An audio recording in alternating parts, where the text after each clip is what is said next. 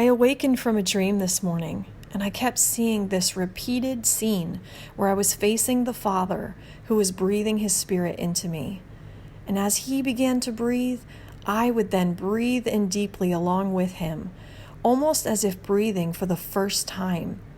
It's like I became conscious just then. It felt like the moment when God breathed into Adam and made him a living being. It also felt like the moment when Jesus was raised from the dead, and simultaneously it felt like the moment every time a soul is born again and becomes a new creation. This morning, the Lord was emphasizing to me the Spirit of God in us. The Spirit that raised Jesus from the dead breathes on us at salvation and continually every day. Breathing happens involuntarily. We can do it without thinking, but we can also become conscious of it. And I sense him saying today, take a deep breath of my Spirit. Become conscious of my Spirit's life at work in you. Breath is an impulse. We must do it. We can't help it. When we jump into a pool of water and deprive ourselves of breath, we gasp for it when we rise to the surface. The Spirit within us works in the same way. Our impulses are no longer driven by our own flesh, but by the life of the Spirit, as in Romans 8:7. In fact, it says, the mindset focused on the flesh fights God's plan and refuses to submit to his direction. But then verse 14 says, the mature children of God are those who are moved by the impulses of the Holy Spirit.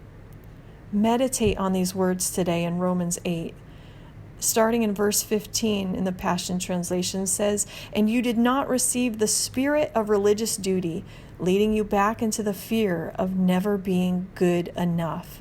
But you have received the Spirit of full acceptance, enfolding you into the family of God, and you will never feel orphaned. For as he rises up within us, our spirits join him in saying the words of tender affection, Beloved Father.